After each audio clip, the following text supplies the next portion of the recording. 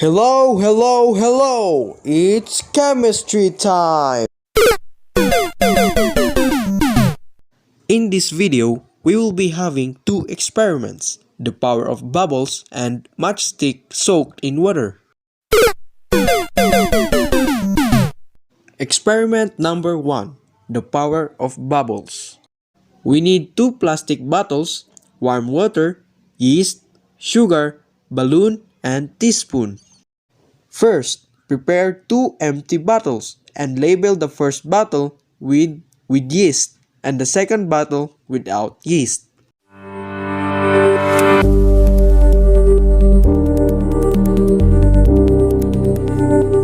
Second, put 2 teaspoonfuls of sugar to each of the bottle.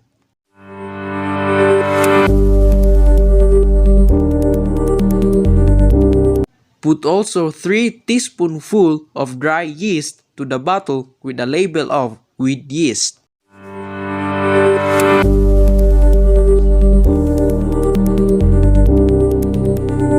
Third, slowly pour the warm water to the 2 bottles.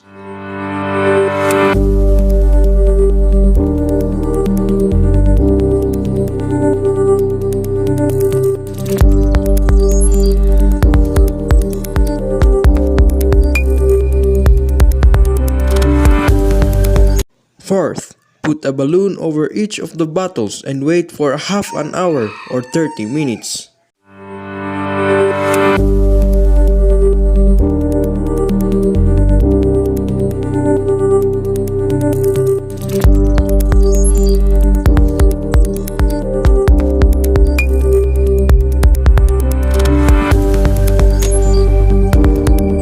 Catalyst is a substance that helps the chemical reaction happen faster. Even though it is used in the reaction, it is not consumed by the reaction.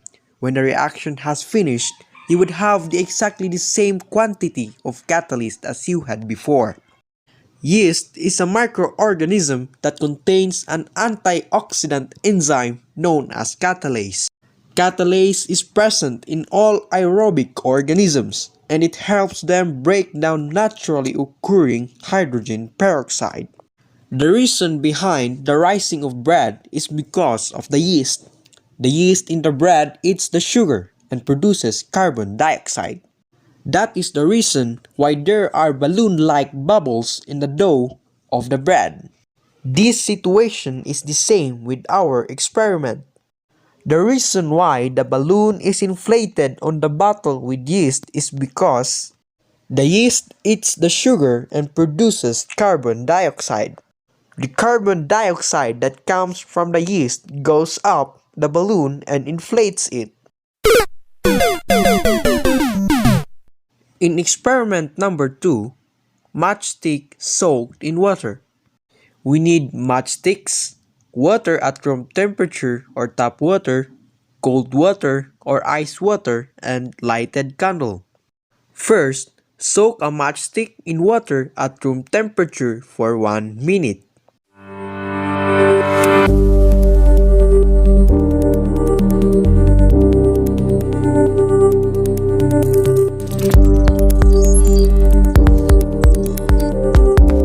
After soaking it, place the soaked matchstick over lighted candle enough to light it and observe the intensity or color of the lighted matchstick.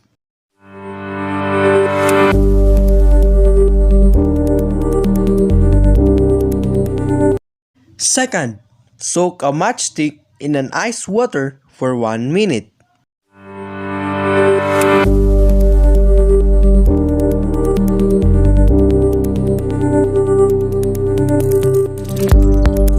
After soaking it, place the soaked matchstick over lighted candle enough to light it and observe the intensity or color of the lighted matchstick.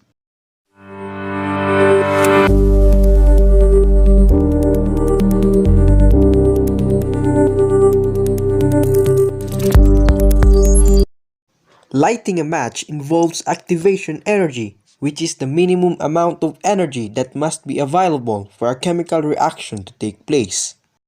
To strike a match, You must exert a certain amount of energy to create friction and heat needed to light it. The chemical reaction takes place when you reach the activation energy threshold.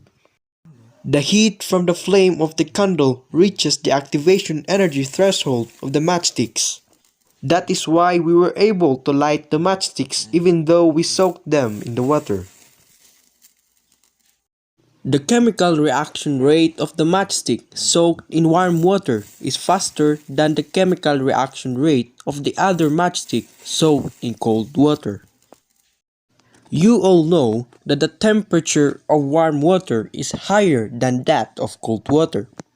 Since the warm water has higher temperature, the molecular energy level is also high, causing the reaction to take place faster than the other one. Molecules are moving faster due to the increase of temperature results for those molecules to bump into each other more often. More collisions afford more opportunities for reaction. You can also see that when we light up the matchstick soaked in cold water, its flame was brighter than the flame of the other matchstick. In my opinion, the reason is that because of the spurt of temperature, the molecules were moving faster, causing them to collide. And these collisions results to the chemical reaction.